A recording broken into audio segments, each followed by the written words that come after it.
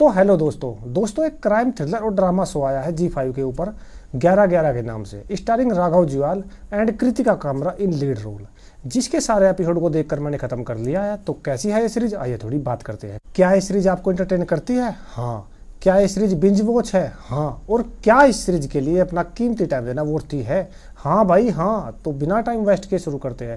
Hello, मेरा नाम है अशोक कुकर और आप देख रहे हैं कुकर रिव्यू पॉइंट। बात करें इस सीरीज की स्टोरी लाइन की, दोस्तों फर्स्ट ऑफ ऑल मैं आपको बता दूं कि यह शो कोरियन शो सिग्नल का हिंदी एडेप्टेशन है। चूंकि मैंने ओरिजिनल सीरीज भी नहीं देखी है तो मेरे लिए तो ये फ्रेश शो ही रहेगा भाई साहब।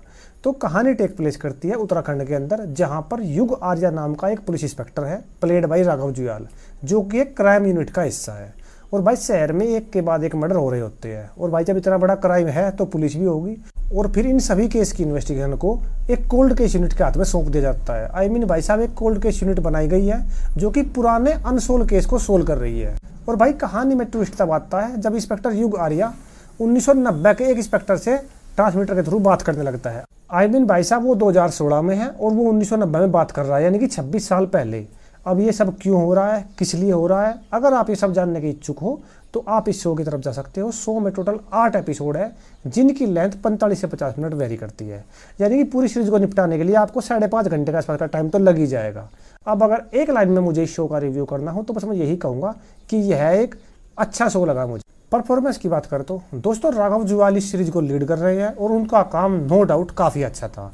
हमने उनको इससे पहले डांस करते हुए देखा है, फिर कॉमेडी के रोल में देखा है, और फिर उसके बाद किल मूवी में हमने उनको नेगेटिव रोल में भी देखा है। और भाई साहब अब यहाँ पर वो पुलिस वाले बने हैं और उसमें भी वो अच्छे तरीके से फिट हो रहे थे। उनकी बॉडी लैंग्वेज, एक्सप्रेशन और डायलॉग डिलीवरी सब कुछ परफेक्ट था, जो सिचुएशन से मैच भी हो रहा था। Excellent performance.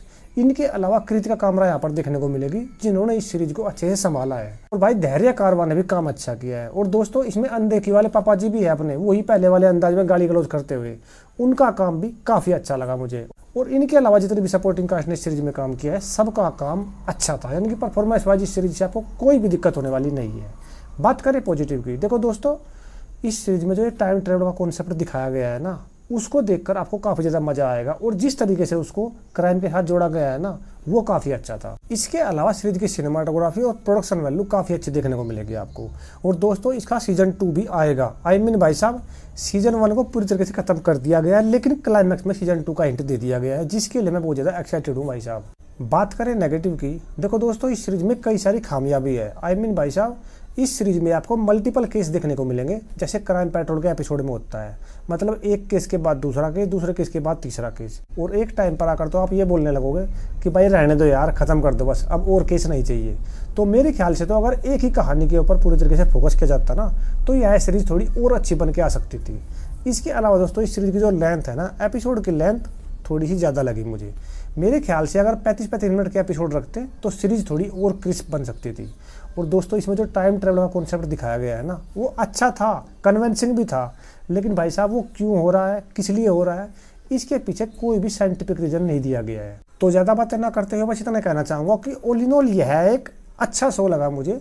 अगर आपको क्राइम थ्रिलर टाइप के शो पसंद है तो आपको यह शो निराश नहीं करेगा, ये मेरी गारंटी है। रही बात पैरेंटल गाइडलाइन की, दोस्तों इस शो में कोई भी न्यूडिटी नहीं है, वल्गर सीन नहीं है, कोई किसिंग सीन भी नहीं है, लेकिन बिलो द बेल्ट गालियाँ भर के सुनने को मिलेगी आपको। तो अगर गालियों से प्रॉब्लम नहीं है तो आप इस सीरीज को अपनी फैमिली के साथ भी देख सकते हो। दोस्तों मेरी तरफ से इस शो को मिलेंगे आराम से 4 आउट ऑफ 5 स्टार। तो दोस्तों ये था मेरा रिव्यू 11-11 सीरीज के ऊपर। अगर आपको ये वीडियो पसंद आया हो तो प्लीज़ एक लाइक और सब्सक्राइब जरूर कर दो यार, इसमें कोई पैसे थोड़े लगते हैं। तो आज के लिए बस इतना ही, मिलते हैं अगले वीडियो में, बाय।